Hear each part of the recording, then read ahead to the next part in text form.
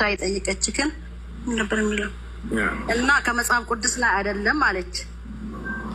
ይሄ መጽሐፍ ቅዱስ እንደዚህ አይልም። ያሁኑም አሁን ያነበብከው ዲቃላ ምናምን የሚለውም መጽሐፍ ቅዱስ ላይ የለም ነው የምትለው። እና ባይብል ላይ ስለ እስልምና ካለ ዓመተ ምሕረቱ ምናምን እኔ እስልምናን ይዛለሁ አለች። እስቲ ንገራት። ይሄው አጠገቤ ናት። ጠይቂ። እኔም ጠይቀ ወደዚህ ምድር እስልምና መቼ መጣ ይላል። የጀመረበት ማለት ነው። እስልምናን አምላክ ነው የደነገገው። አምላክ በነቢያት በኩል ሁሉ የደነገገው ነው። የመጀመሪያው ነብይ ማን ነው ከተባለ አዳም ነው።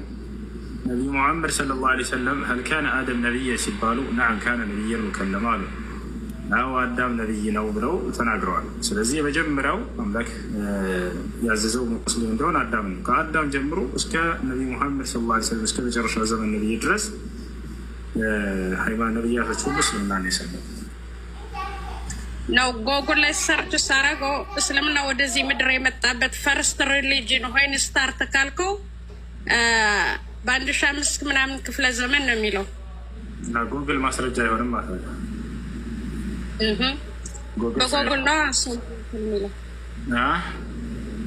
አሁን የኛ ፈጣሪ ወደ ምድር የመጣበት ክርስትና የጀመረበት 2017 በኢትዮጵያ ወይም ደግሞ በነጮች አቆጣጠር 2025 ነው 2025 ማለት ነው። ከዛ ላይ ነው አቆጣጠር የጀመር ነው። የእናንተ ደግሞ ልክ እንደዚህ ፕሮቴስታንት አሁን ቆይተው ይመጣል። እንደዛ ይመስለኛል በእኔ አስተሳሰብ ማለት ነው። እሱ በአንቺና በጉግል አስተሳሰብ ነው። ነገር ግን እስልምና ምንድን ነው የሚለውን መጥቶ መለኮታዊ መጽሐፍቶች ላይ መቼ እንደተጀመረ የተናገረበትን ቦታ ማየት ያስፈልጋል። ስለ ክርስትናም እንዲሁ ጉግል ሳይሆን እንዳው ለጠቆመሽና መጽሐፍ ቅዱስን ተመልከች። መጽሐፍ ቅዱስ ላይ መቼ ነው ክርስትና የተጀመረው ብለሽ ማየት ነው እንጂ ጉግል ምን አለ ስለ ክርስትና ማለት አይሆንም። የተሻል ጉግል ላይ ማንኛውም ሰው ሄዶ ሊያስቀምጥ ይችላል። እሱ ሳይሆን መጽሐፍቶቹ ምን ይላሉ ነው። መጽሐፍ ቅዱስ ላይ እና ቁርአን ላይ ታዲያ ስለ እስልምናና ስለ ክርስትና የራሳቸው መጽሐፍቶች ምን ይላሉ ወደሚለው ስንሄድ ጊዜ ለምሳሌ ክርስትና ስንሄድ እግዚአብሔር የትኛውን ቦታ ላይ ክርስቲያን ሆኑ ብሎ ያዘዘበት ቦታ የለም። ነቢያቶችም እንዲሁ ክርስቲያን ሆኑ ብሎ ያዘዙበት ቦታ የለም። ስለዚህ ክርስትና እንደ መጽሐፍ ቅዱስ የአምላክም የነቢያትም ትእዛዝ አይደለም። ይሽ ነው። እስልምና ለስ ብለን በይሄንኑ መተን አላህ በቁርአን ላይ ሙስሊም ሆኑ ብለዋል ወይ ብለን ስናይ አዎ ሙስሊም ሆኑ ብለዋል። ነቢያቶች ሙስሊም ሆኑ ብለዋል ወይ? አዎ ሙስሊም ሆኑ ብለዋል። ስለዚህ እስልምና ከአምላክ ዘንድና ከነቢያት ዘንድ እውቅና ያለው ሃይማኖት እንደሆነ ማረጋገጥ እንችላለን። ክርስቲያኖች ግን ይህን መጽሐፍ ቅዱስ ላይ ማረጋገጥ አይችሉም። የለም መጽሐፍ ቅዱስ ላይ እግዚአብሔር ከኦሪት ዘፍጥረት እስከ ራዕይ ድረስ አንዲትም ቦታ ክርስቲያን ሆኑ ብሎ ያዘዘበት ቦታ የለም። ልክ እንደሆነ ነቢያቶችም አንዲትም ቦታ ክርስቲያን ሆኑ ብለው ህዝቦቻቸውን አላዘዙም። እኔ ክርስቲያን ልጅ ብሎ የተናገረም ነቢይ የለም። አንድም የመጽሐፍ ቅዱስ ጸሐፊ ከኦሪት ዘፍጥረት እስከ ራዕይ ድረስ አንድን የአምላክ ነቢይ አንስቶ አክለ ነቢይ ክርስቲያን ነበር ያለበት ቦታ የለም። ያየሽ ይሄ ነው አምላክ። እሺ አሁን ማለት ነው ከመጽሐፍ ቅዱስ ላይ ያነበብከው ልጅቷ የጠየቀች ግን ከመጽሐፍ ቅዱስ ላይ አይደለም። እሱ እንደዚህ አይልም መጽሐፍ ቅዱስ አለ። ስለ እውር ስለ ዲቃላ ምናምን የምለውን እስኪ እሱ ነገር በደንብ ይላል መጽሐፍ ቅዱስ ላይ አለ። ከፈለገች መጽሐፍ ቅዱስ ከያዘች እኔ ምዕራፍና ቁጥሩን ልንገራት፣ ራሷ ከፍታ ታየዋለች ይላል እግዚአብሔር ቃል በቃል ምን ይላል? ዲቃላ ወደ እግዚአብሔር ጉባኤ እንዳይገባ ይላል። የዲቃላ ልጆች እስከ 10 ትውልድ ድረስ ወደ እግዚአብሔር ጉባኤ እንዳይገቡ ይላል።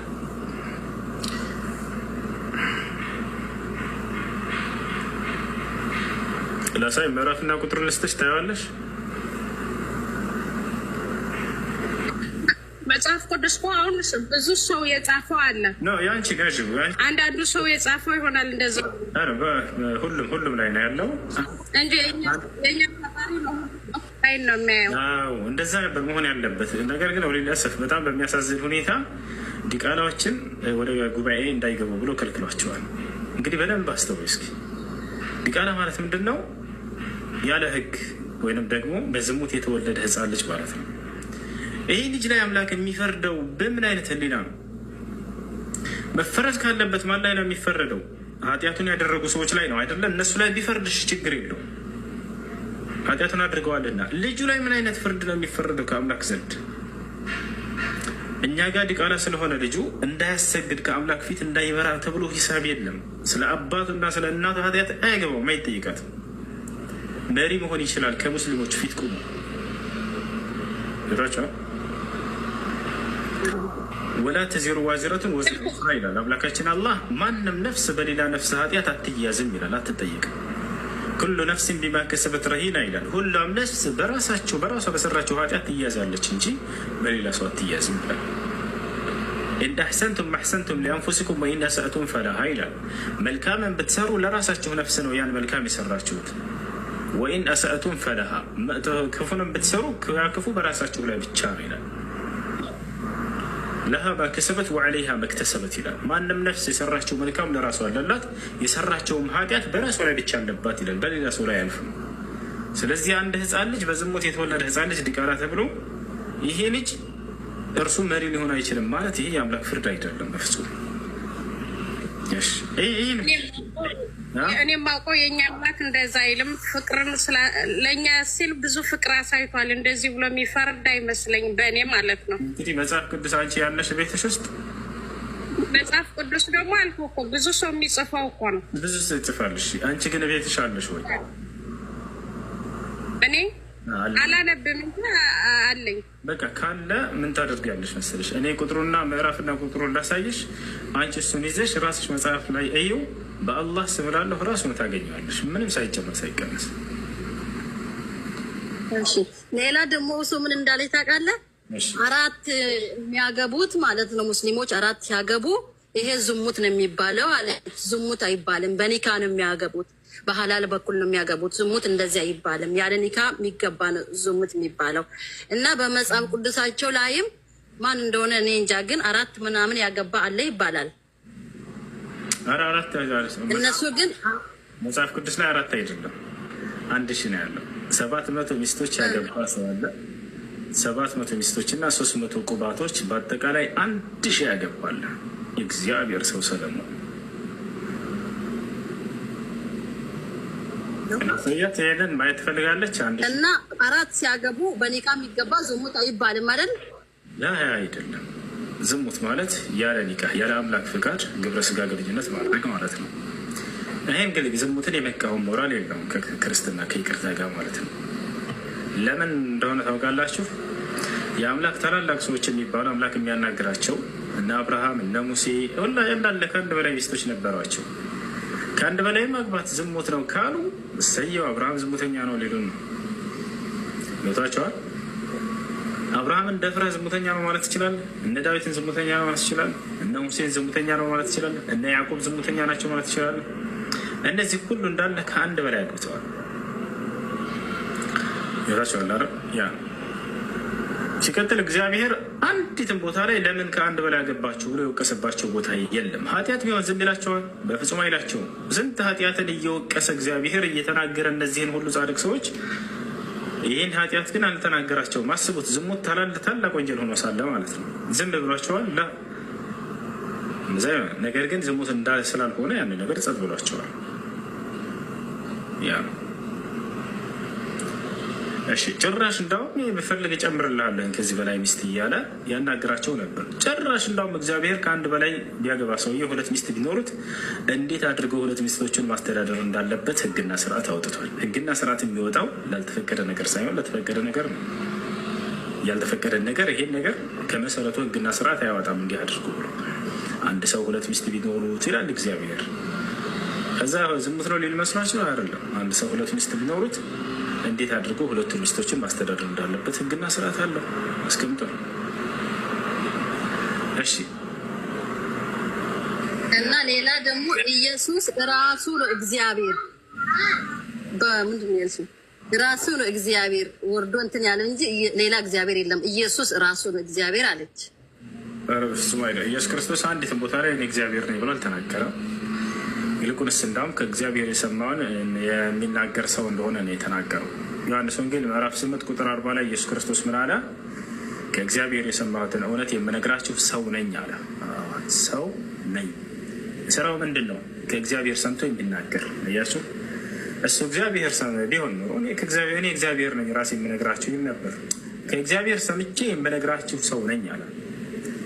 አንደኛ ጢሞቴዎስ ምዕራፍ 2 ቁጥር 5 ላይ ምን ይላል? አንድ እግዚአብሔር አለና ይላል። የአንድ እግዚአብሔር ማን ነው? ኢየሱስ? ኧረ በፍጹም አይደለም። አንድ እግዚአብሔር አለና በእግዚአብሔርና በሰዎች መካከል አንድ መካከለኛ አለ፣ እርሱም ሰው የሆነው ኢየሱስ ክርስቶስ ነው አለ። የእግዚአብሔር ከሚለው ጎራ ለየውና ኢየሱስን አውጥቶ በእግዚአብሔርና በሰዎች መካከል ያለ መካከለኛ ነው ኢየሱስ ብሎ ገለጸ። እሺ አመሰግናለሁ። እሱ ጀዛከላ ኸይር ተመልሶላታል ብዬ አምናለሁ። ሽኩረን አየ ብዬ ነው የጠየቅኩ። ጠይቅሽ ጠይቅ፣ ችግር የለም። ጥያቄ ምንድን ነው? በስነ ስርዓት ጠይቅ። አንደኛ ኢየሱስ ክርስቶስ ስለተገረዘው ታመልካለህ ወይ? ያ እኮ ተዋህዶ ነው በስጋነቱ ስለሆነ ያን እንዴት እናመልከዋለን እኛ? ሁለተኛ ደግሞ ስለዚህ አታመልከውም? አላመልከውም። ክርስቶስን አታመልከውም?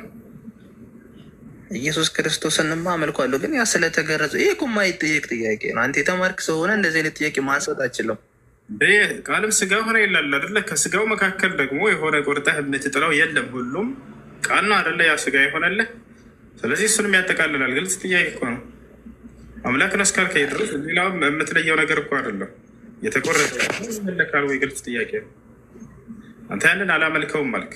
እሺ ከክርስቶስ አካል ሆኖ የማታመልከዋለህ ማለት ነው አይደለ? ያንን እኮ ኢየሱስ ክርስቶስ ያደረገበት ምክንያት ምንድን ነው? እሱ ታውቃለህ። አሁን እዚህ ጋር ያው ያንን መደረግ ስላለበት፣ እሺ መደረግ ስላለበት ነው። እሺ ለማንኛውም መደረግ ስላለበት ሆነ። እኛም እኮ አሁን እዚህ ጋር ሙስሊምም ሆነ የትኛውም ሃይማኖት ተከታይ ያው መገረዝም ያው እንድንማርበት ነው። የትኛውም እንድንማርበት ነው። እሱን እኮ እናውቃለን። ችግር የለውም። የአብርሃም ስርዓት ነበር። ያም በመከተል መሰረት አድርጎ እናደረገ። እኛም ጋር አለ መገረዝ የሚባለው ነገር።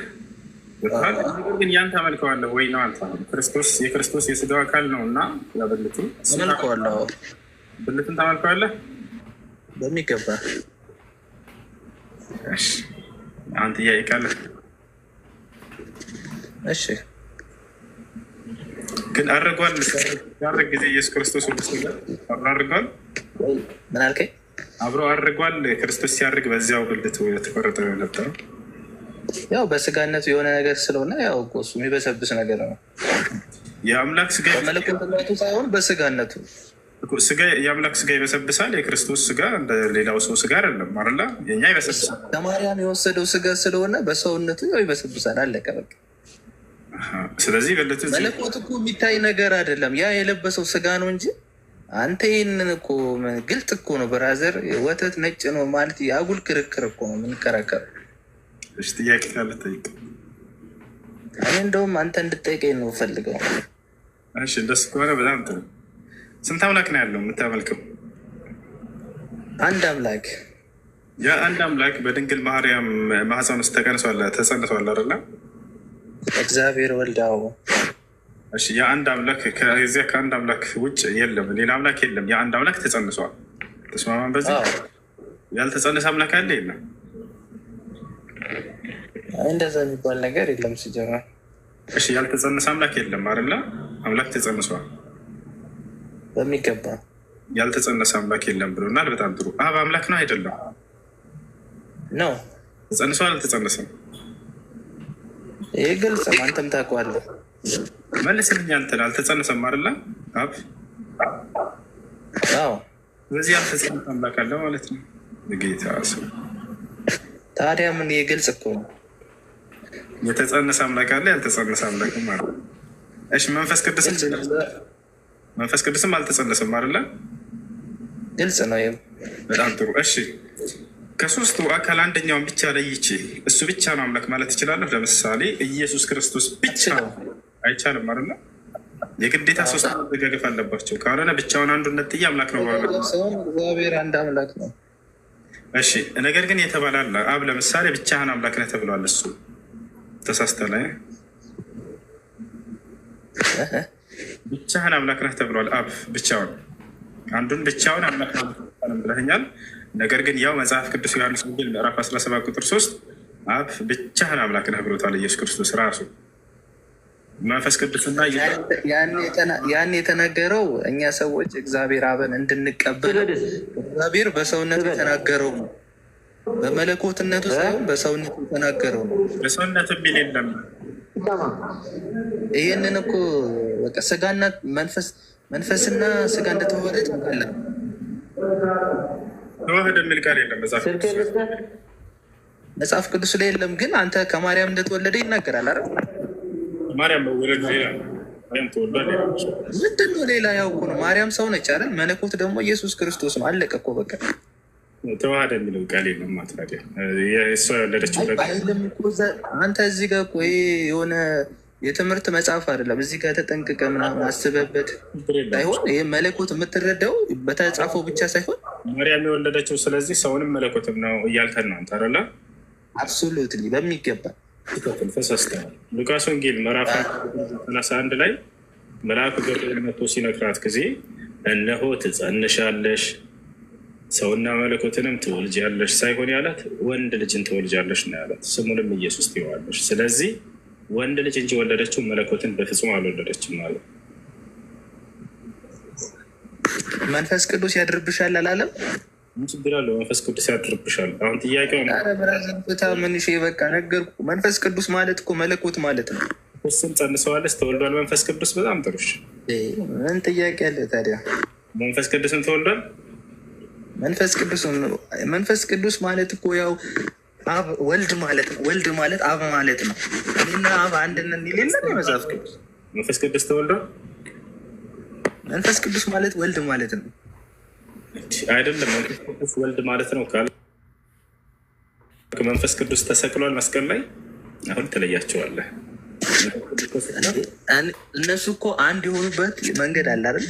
በአገዛዝ አንድ የሆኑበት አይደለም። መንፈስ ቅዱስ መንፈስ ቅዱስ ማለት ወልድ ነው በዚህ መንገድ ማለት ነው። መንፈስ ቅዱስ ተጸንሷል ብላ ኦርቶዶክስ በፍጹም ክርስቲያኖች መንፈስ ቅዱስ ተጸንሷል ብላ ያምኑ። ተሳስተሃል። መንፈስ ቅዱስ ሳይሆን ወልድ ነው። ወንድ ትጸንሻለሽ ወንድ ልጅ ትወልጃለሽ ነው የተባለው።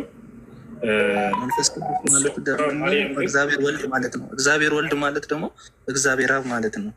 እሺ አብ ማለት ነው ማለት ነው። አብ ማለትማ ያው እግዚአብሔር አብ ነው። ማን ነው ሳይሆን ምን ማለት ነው? ምን ማለት ነው አብ ማለት? ትርጉም አብ ማለት አባት ማለት ይመስለኛል። እንግዲህ የሃይማኖት አባት አይደለም ማለት ነው። እሺ ለማን ነው አባት የሆነው? አባት የሆነውማ ለሁላችን ለሰው ልጆች በሙሉ አንጻር ነው አባት የተባለው ትርጉሙ ስለፈጠረን። ስለዚህ አብ ማለት ፈጣሪ ነው ማለት ነው አይደለ? አዎ እኛ ሁላችንም የፈጠረን። ስለዚህ ኢየሱስ ክርስቶስ አባቴ ከሁሉ ይበልጣል ሲል ፈጣሪ ከሁሉ ይበልጣል እያለ ነው ማለት ነው አይደለ? ግልጽ ነው። ይህ ክርስቶስ ፈጣሪ ያለው እግዚአብሔር ኢየሱስ ክርስቶስ ያው ከማርያም በወሰደው ያስጋው መለኮቱማ እኮ ሲጀመር እንደዛ አላለም። በሰውነቱ ግን ልክ ነው። እግዚአብሔር አባቴ የሚለው አብን ነው። ግልጽ ነው እኮ። ስለዚህ ፈጣሪው ነው ማለት ነው አብ ለኢየሱስ ክርስቶስ። አዎ የተዋሃደውን ለመለኮቱ ሳይሆን በስላሴ መለኮቱና መፈጠር አለ። አብ ይፈጥረዋል ስላሴ አካል አንዱን ወልድን፣ ወልድ ደግሞ ይፈጠራል። መፍጠርና መፈጣጠር ያለበት አምላክነት አለተውቆም ብላ የተዋሃደው ነው። የተዋሃደው ስጋውን የፈጠረው መንፈስ ቅዱስ ነው። መንፈስ ቅዱስ ማርያም ላይ አድሮ እንዲወልድ ያደረገው ማንን? መለኮትንና ሰውን ማለት ነው። ያ ሰው ነው እግዚአብሔር አባቴ ከሁሉም ይበልጣል ያለው። እሺ ከአብና ከኢየሱስ ክርስቶስ ማን ይበልጣል? እኩል ናቸው። ይበላለጣሉ። ማስረጃ ሳይ እኮ የሚበልጠው የሚለውማ እሱ በሰውነቱ ነው። አባቴ ወይ ብሎ ይበልጣል ከሁሉም ያለው እኮ በሰውነቱ ነው። በሰውነት የሚል የለም። ተዋህደዋል ይላል። እዛ ጋ ደግሞ የማርያም ስጋና መንፈስ ቅዱስ ተዋህደዋል አይደለም? ስለዚህ መንፈስ ቅዱስ ተዋህደዋል እኮ ነው። ሊሆን ይችላል። ያው እንግዲህ እኔ እንደዛ ነው የተረዳሁት። ለዛ ነው አሁን ችግሩ መሰላችሁ። የምትለው ሁሉ የክርስትና አስተምሮ ነው። ግን ይሄ ቁርአን ላይ ያለውም በሙሉ እኮ አትቀበለውም ማለት እንዳዳምጠኝ የምትናገሩት አሁን የክርስትና አስተምሮ እንደሆነ እናውቃለን እኛ ሙስሊሞች። ግን ትምህርት መጽሐፍ ቅዱስ ላይ የለም። መጽሐፍ ቅዱሳዊ ሳይሆን የቄሶችና ቤተክርስቲያን ትምህርት ብቻ ነው።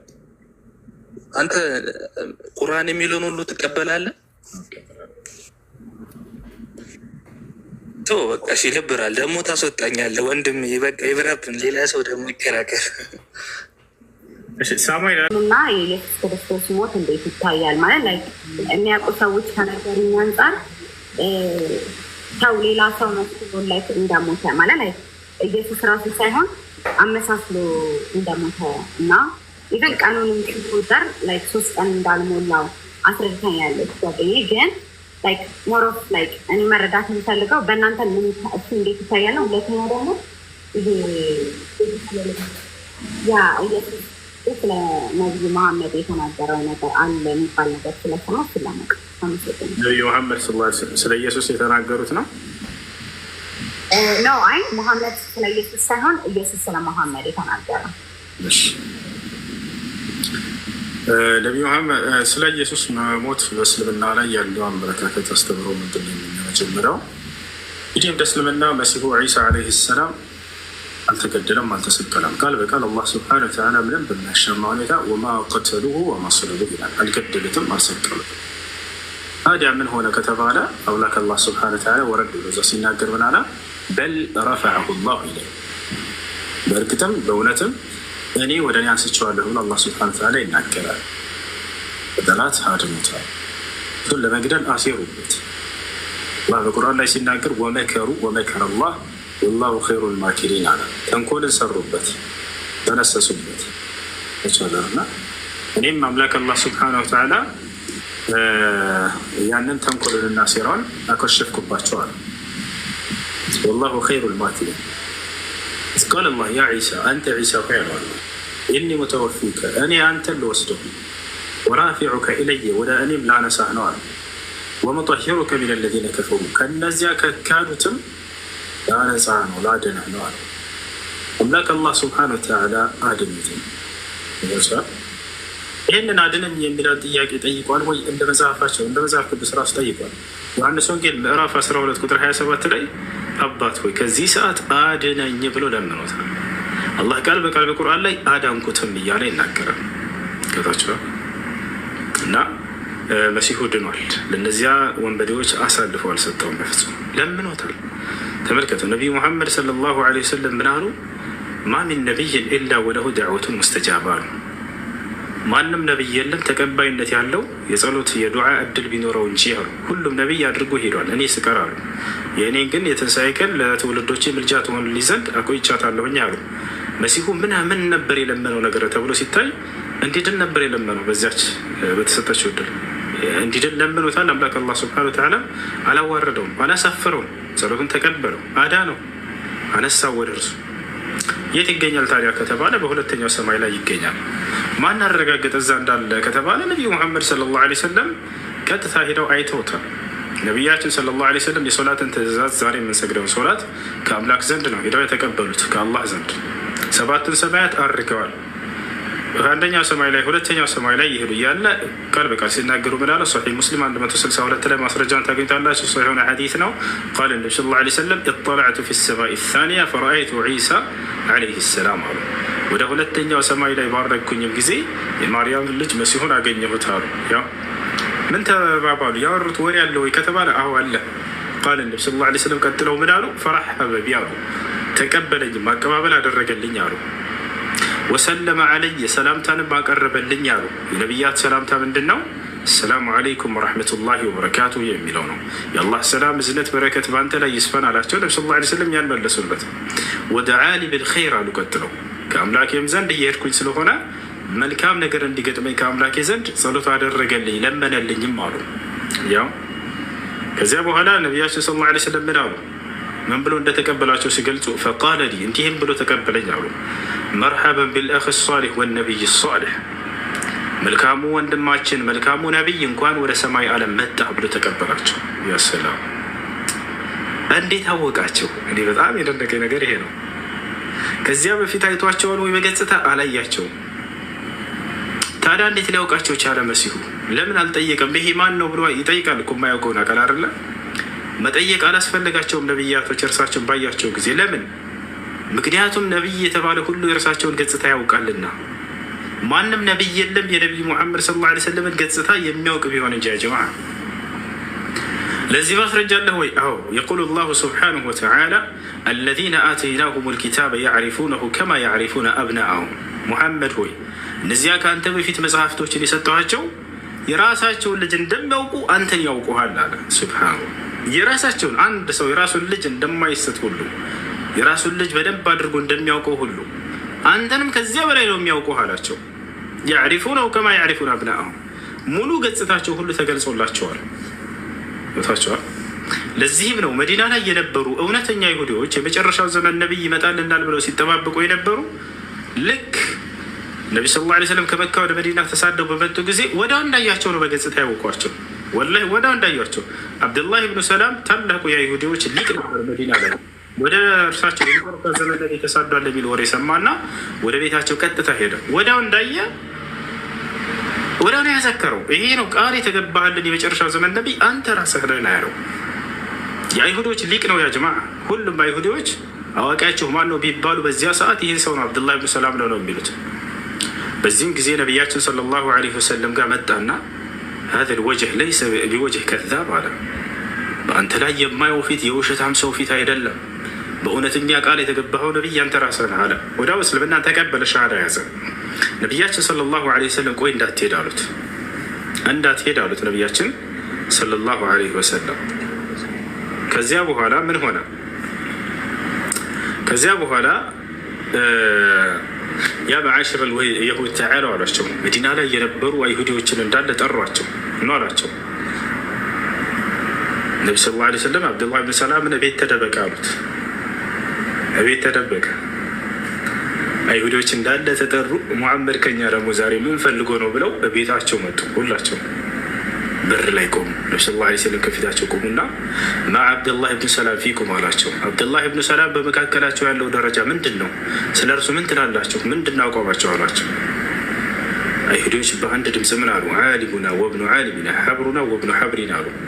እንዴ እርሱማ አዋቂያችን የአዋቂያችን ልጅ ነው፣ ሊቃችን የሊቆቻችን ልጅ ነው ብለው መሰከሩለት። ፈከይፈ ለው አስለም አሏቸው ነቢ ሰለላሁ ዐለይሂ ወሰለም። እስልምና ቢቀበል ምን ይመስላችኋል? ምን ትላላችሁ አላቸው። በመካከላቸውም መጉመተት ሆነ። አይሁዶች ምን አሉ? ላ በፍጹም አያደርገውም አይቀበልም እሱ አሉ። ተዓላ ያ አብደላህ ብን ሰላም ወሽሀድ አሉት ነቢ ሰለላሁ ዐለይሂ ወሰለም። አንተ አብደላህ ብን ሰላም ሆይ ውጣናና መስክር እውነትን አሉት። ወዲያው አብደላህ ብን ሰላም መጣ። እናንተ የአይሁድ ስብስቦች ሆይ የመጨረሻው ዘመን ነቢይ ይመጣልናል ብለን ልንጠብቅ እዚህ ሀገር መጥተናል። ያው እና እርሱ ራሱ ነው። እኔ ከዚህ በኋላ እስልምና ተቀብያለሁ ብሎ በፊታቸው ቁሞ መሰከረ። ሀዛ አብዱላህ ብን ሰላም። እርሱ ብቻ አይደለም እንዳለ እዚያ መዲና ላይ ያሉ አይሁዶች ያውቋቸው ነበር። አላህ ይህም ሚስጥራቸውን የውስጣቸውን ሁሉ የሚያውቅ የሆነው አምላክ አላህ በቁርአን ላይ የተናገረባቸው ሙሐመድ ሆይ አለዚነ አተይናሁም ልኪታብ ያዕሪፉነ ከማ ያዕሪፉነ አብናአሁም። እነዚህ ሰዎች የራሳቸውን ልጅ እንደሚያውቁ አንተ እንደሆንክ ያውቃሉ። ሳያውቁ ቀርቶ አይደለም፣ ነገር ግን በውስጣቸው ቅናቻ ይዞባቸው ነው። ምንድን ነው ቅናቸው? ምክንያቱም እነርሱ ነቢይነትን የሚጠብቁት ከኢስሐቅ ዘር ብቻ ነበር። ቦታቸዋል ሲያዩቸው ጊዜ ልክ ሲመጡ ከእስማኤል ዘር ሆኑባቸው። ያ ነው ዘረኝነት ነው የያዛቸው እንጂ ያ